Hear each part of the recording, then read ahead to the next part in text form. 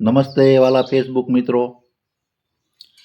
વાલા મિત્રો, ઘણાના પ્રશ્નો હોય છે ફોન દ્વારા કે ભાઈ ભગવાન આપણો કઈ ભાષા જાણે, આપણા ઈશ્વરને કઈ ભાષામાં ભજી શકાય.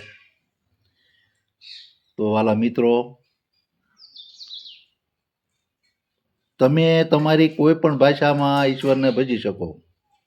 ઈશ્વરને માટે એકેય ભાષા અજાણી નથી, કારણ આખી સૃષ્ટિ એણે બનાવી છે, જીવ માત્ર એણે બનાવ્યા છે, ભાષા એણે આપી છે, વાણી એણે આપી છે. તો એની જ ભાષા એ કેમ ના સાંભળી શકે, અથવા તો કઈ એની ભાષા નહીં સમજી શકે. માટે આપણે કોઈ પણ ભાષામાં એને ભજો એટલે એ એની ભાષામાં એ સમજી જાય અને આપણી વાણીને સાંભળે. આપણા ભાવ ટૂંકમાં ભાવ હોવો જોઈએ. ભાષા ગમે એ છે, પણ ભાવ હોવો જોઈએ. ભાવ વગરની ભાષા નકામી. ભાવ નહીં હોય ને ભાષા ગમે એ તમે સારી ભાષામાં આખી રાત રાગડા તાણશો તો કીર્તાર મારો ક્યારેય સાંભળવાનો નથી.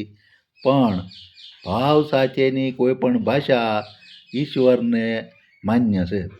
બાકી ભાવ વગરની કોઈ પણ ભાષા સારી છે તો એ માન્ય નથી. માટે કહેવાનું તાત્પર્ય એ જ કે મારો વાલો કોઈ પણ ભાષા જાણી શકે છે.